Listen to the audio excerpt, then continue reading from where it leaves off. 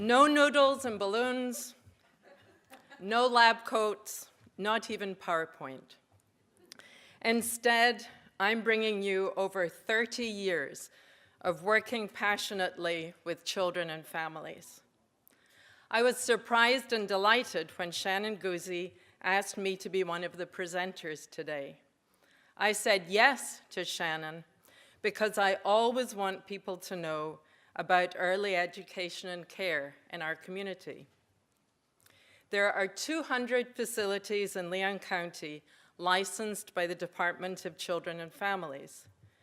This is where the youngest children are being cared for today while their parents are at work or in school or maybe at a conference. These facilities range from small family childcare homes where one provider takes care of 3 or 4 young children, to the largest childcare centers with more than 200 children, from babies to 5-year-olds. But Shannon asked me to talk about the faith-based childcare community. So let me start by telling you about a place I know very well. I spend most of my days as Miss Andra, with 44 small but strong friends on the first floor of the education building of First Presbyterian Church in the middle of downtown Tallahassee. You heard, that's where our nap room was first used as the very first cold night shelter. I have been director of First Pres Preschool since 1993. The preschool was founded in 1966 in a period of social upheaval and change in this country and in Tallahassee.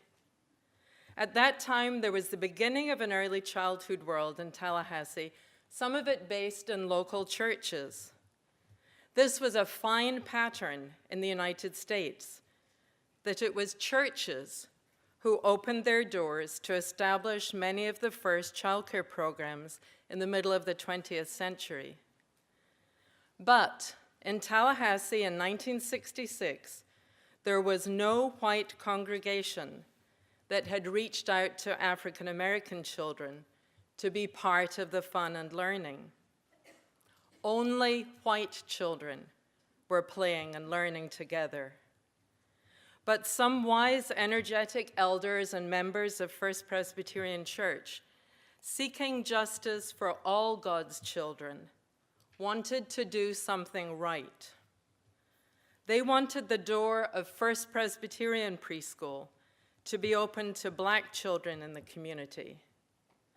So they invited them to come to school with their own children and with any children in Tallahassee who wanted to be part of a loving, caring, fun community of young learners together in God's midst.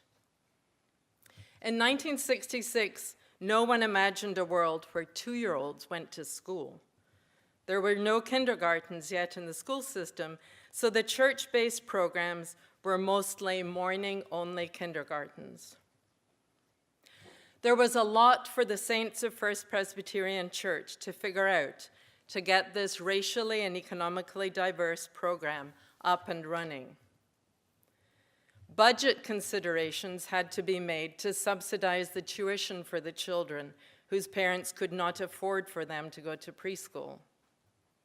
This money came from the members of First Presbyterian Church, contributing to a scholarship fund. Transportation had to be arranged for children who had no way to get to 110 North Adams Street. This was provided by members of First Presbyterian Church who drove into Frenchtown to pick up the children to bring them to preschool. And so we have the beginning of what is now a 50-year history of our little school. With such a history, there have been many changes and several other firsts. We were the first program in Florida to work with the state in a public-private partnership to subsidize children whose parents could not afford full tuition. This program is now the School Readiness Program, and is operated through ELC, as you heard earlier this morning. Do you realize that a year of childcare fees is almost the same as a year of tuition at FSU? There are many other countries where the state believes it should be responsible for the education of even the youngest children. Early childhood education should be a fundamental element of any free and just society.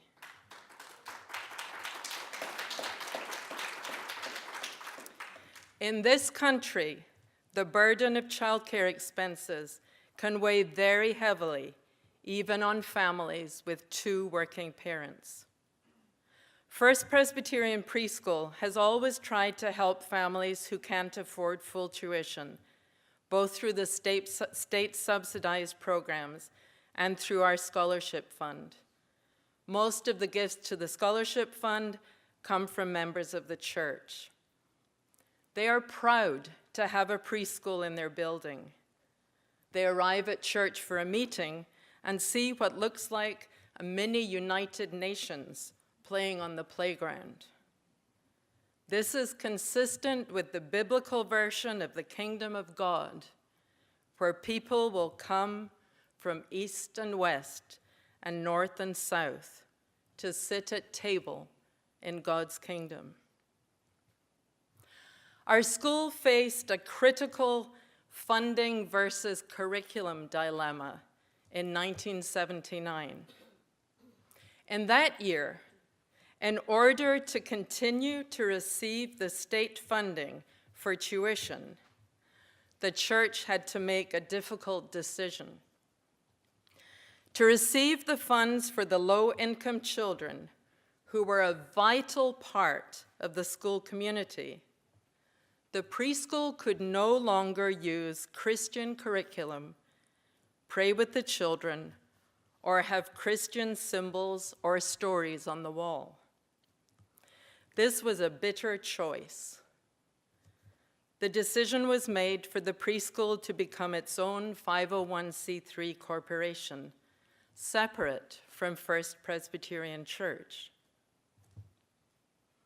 In order to continue the mission of the preschool to be a diverse, inclusive school, sharing the love of God with all of God's children, we could no longer share the gospel of Jesus Christ, said the state of Florida. But an important footnote here, faith-based programs now can receive state and federal funding. Things do change in government. So, this was the reality I came to in 1993 when I began what has now been an almost 25-year ministry. Technically, First Presbyterian Preschool is not a faith-based program. But to me, that depends what you're looking for. I have been director at First Pres for so long that this is my home away from home.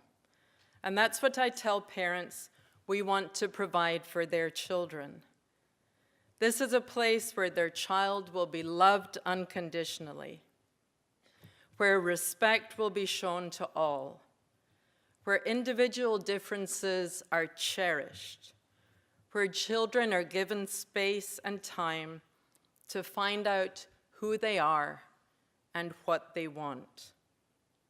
We will paint, build with blocks, work with magnets, run and climb big on the playground, walk to the Capitol, make ice cream, give and receive hugs. Oh, and yes, work on school readiness in everything we do. My office is at the back of the preschool, and it's a safe place for me, for the children, for the staff, and for parents. I spend a lot of time in my office listening. There are many young adults who don't have someone to talk to. But if you trust someone enough to take care of your child, then you might trust her with your secrets too. And so I have become the ear for many difficult stories, and I have made referrals for families who need more than I can give them, but probably things that you give them. Teachers too will come to me for a shoulder, for some perspective on their life beyond preschool, for a hug. All of these an expression of God's grace in our crazy world.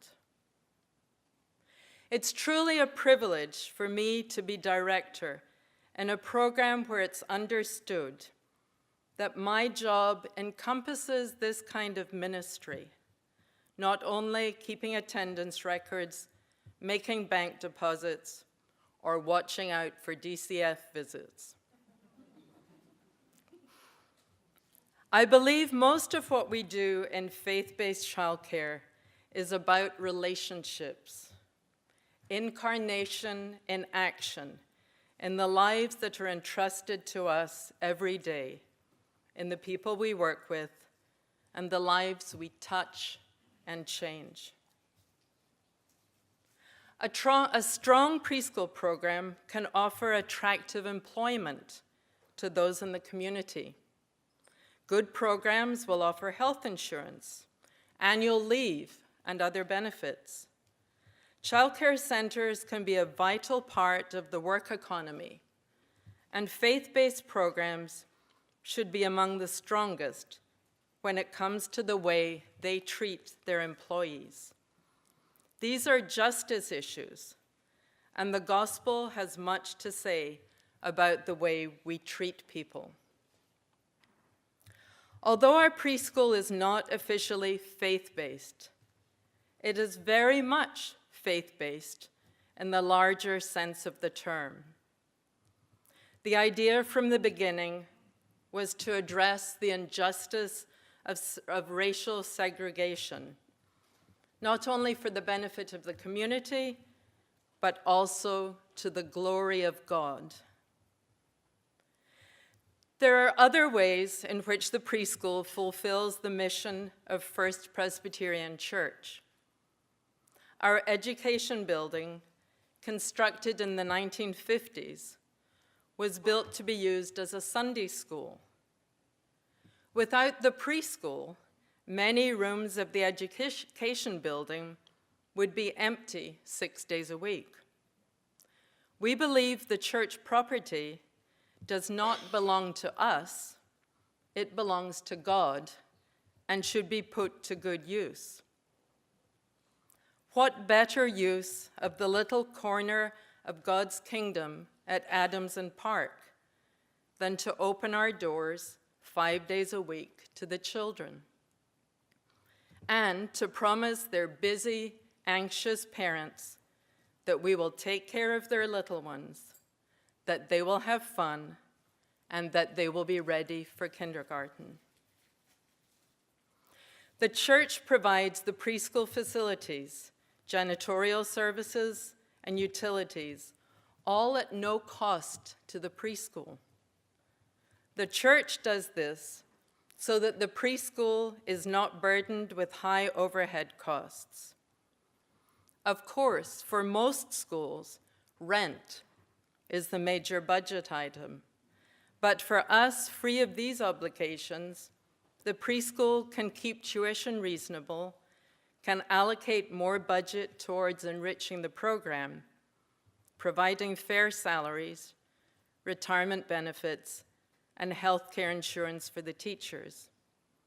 This expresses the church's commitment to economic justice. All in all, First Presbyterian Preschool is not faith-based in the sense that it is sectarian. We have families who attend the local mosque and families who have no expressed faith at all. But First Presbyterian Preschool is faith-based in the sense that it helps First Presbyterian Church fulfill its mission. Our goal is not to win converts, but to open a window to God's best hopes for all of humanity, to offer families and children a place of welcome, joy, and purpose in this weary world. Please, come and play. We have bubbles and blocks, milk and cookies, and teachers who will welcome you with a smile, and hearts and arms wide open. To God be the glory.